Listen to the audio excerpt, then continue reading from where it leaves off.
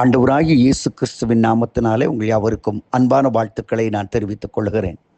மற்றொரு இனிய காலை பொழுதில் உங்களை சந்திப்பதில் மிகுந்த மகிழ்ச்சி. இந்த நாள் உங்களுக்கு ஆசீர்வாதமாய் அமைவதாக.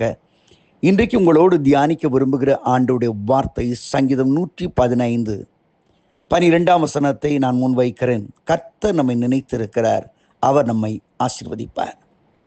அடிக்கடி கேள்விப்பட்டு ரொம்ப ரொம்ப ரொம்ப ரொம்ப நம்ம எல்லாருக்கும் தெரிஞ்ச வசனம், சின்ன பிள்ளைக்கு கூட தெரியும்னு சொல்லுவாங்க, அதே மாதிரி ஒரு வசனங்க.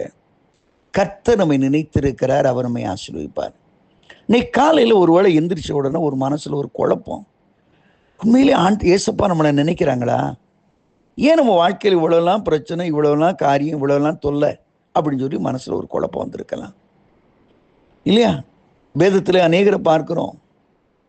பராக்கிரமசாலியே கர்த்தர் உன்னோடு இருக்கிறான்னு ஒரு ஆசீர்வாதத்தை கொண்டு வர்றாரு.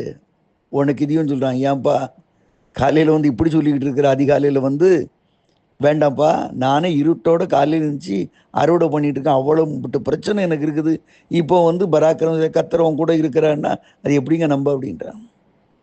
மார்த்தாலும் மரியாளும் ஆண்டவரை சந்தித்த பொழுது இயேசுடைய பாதத்தில் விழுந்து சொன்ன காரியம், நீர் இங்கே இருந்திருப்பார் என்று சகோதரன் மறித்திருக்க மாட்டான். அப்போ நிறைய மனசில் ஒரு சின்ன ஐயப்பாடு இருக்கத்தான் செய்யுது. என்னன்னா, கர்த்தர் நம்ம நினைக்கலையோன்னு சொல்லி. ஆனால் சங்கீதக்காரன் சொல்லுகிறான், நான் சிறுமை எளிமையுமானும் கர்த்தரோ என் நினைவாகவே இருக்கிறார். ஓசியா தீர்க்கதரிசி 11ஆம் அதிகாரத்திலே எப்ராஹிம் கோத்திரத்தாரை பார்த்து இயேசு ஆண்டவர் பேசுகிறார். என்ன பேசுகிறார்? எப்ராஹிமே, நான் உன்னை எப்படி மறப்பேன், எப்படி கைவிடுவேன்? அப்போ ஆண்டவர் வந்து நம்ம நினைவுகிற தேவன். நம்முடைய வேதனைகளை, நம்முடைய துன்பங்களை எல்லாவற்றையும் நினைவுகிறவர். அவர் நம்மை ஆசீர்வதிக்க விரும்புகிறார். இன்றைக்கு எந்த நிலைமையில் இருந்தாலும் சரி, கர்த்தர் உங்களை நினைத்து உங்களை ஆசீர்வதிப்பார். அன்பானவர்களே, இந்த அதிகாரத்தில் வாசிக்கும் போது பர்டிகுலராக கர்த்தர் யாரை ஆசீர்வதிக்க முடியும்? அவர் ஆரோன் குடும்பத்தை ஆசீர்வதிக்கிறவர், இஸ்ரவேல் குடும்பத்தை ஆசீர்வதிக்கிறவர், கர்த்தருக்கு பயப்பட சிறியோரையும் பெரியோரையும் ஆசீர்வதிக்கிறவர். 3 காரியங்கள் சொல்லப்பட்டிருக்கு. முதல்ல இஸ்ரவேலை ஆசீர்வதித்த கர்த்தர். யார் அந்த இஸ்ரவேல்? யாக்கோபாக எத்தனாக இருந்து கர்த்தரால் சந்திக்கப்பட்ட மனிதன்தான் இஸ்ரவேலாய் மாற்றப்படுகிறார். இன்றைக்கு கர்த்தருடைய சந்திப்பு உன் வாழ்க்கையில் வந்திருக்குதா? நீ தேவனை சந்தித்து இருக்கிறாயா? இயேசுவை தனிப்பட்ட வாழ்க்கையில் அனுபவித்து இருக்கிறாயா? யாக்கோபாக இருந்த நீ இஸ்ரவேலாக மாற்றப்பட்டு இருக்கிறாயா? கொஞ்சம் முதல்ல தான் கேள்வி. உன் பழைய வாழ்க்கையில் வாழ்ந்துக்கிட்ட ஆண்டவர் மீட் பண்ணவே இல்லை, அவர் யாருன்னே தெரியாது, எப்படி ஆசீர்வதிக்க முடியும்? முதல்ல யாக்கோபை சந்தித்த ஆண்டவராகிய கர்த்தர் ஒன்று சந்திக்க விரும்புகிறார். உன் வாழ்க்கையை மாற்றி அமைக்க விரும்புகிறார்.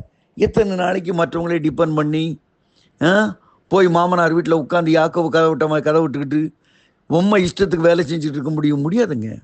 இன்னைக்கு கர்த்தருடைய சந்திப்பு உன்னை சந்திக்க வருகிறது. அவருக்கு இடம் கொடு.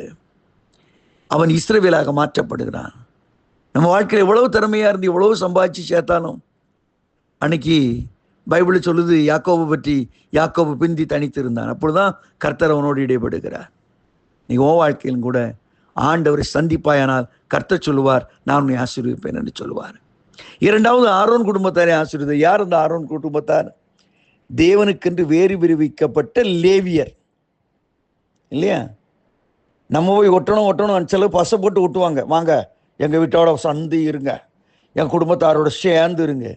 வேதவசனம் சொல்கிறது, இருளுக்கும் ஒளிக்கும் சம்பந்தம் ஏது?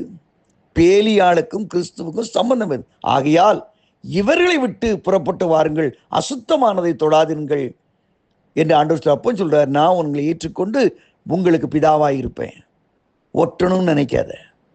சில ஒட்டி வச்சிடலாம் நினைப்பாங்க இல்லைங்களா?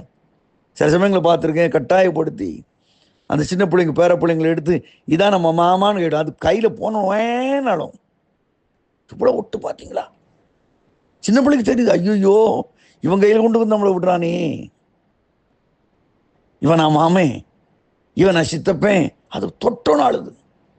இதை போல்தான் ஆண்டவர் உன்னை வேறு பிரித்து கொண்டு வந்திருக்க, விட்டு வந்த தேசத்தையே நினைச்சு விழுவீன்னா நீ நல்லா இருக்க முடியுமா? ஆசீர்வாதமா இருக்க முடியுமா? ஆரோனை போல வேறு பிரிக்கப்பட்ட ஒரு வாழ்க்கை தெரிந்து கொள். மூன்றாவது, கர்த்தருக்கு பயப்படுகிற சிறியோரையும் பெரியோரையும் ஆசீர்வதிப்பார்.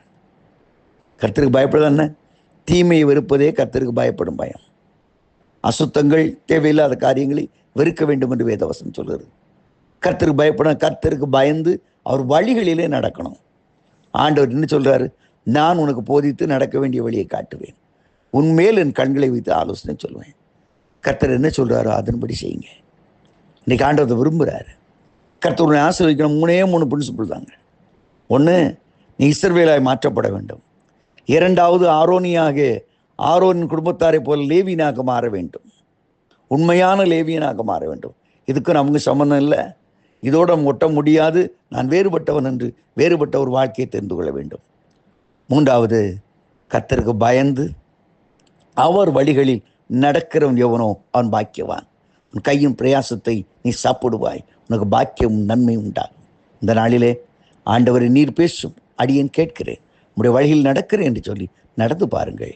இந்த நாள் ஒரு இன்பமான நாளாய், ஆசீர்வாதமான நாளாய் கர்த்தர் மாற்றிக் கொடுப்பார். ஆமேன், ஆமேன்.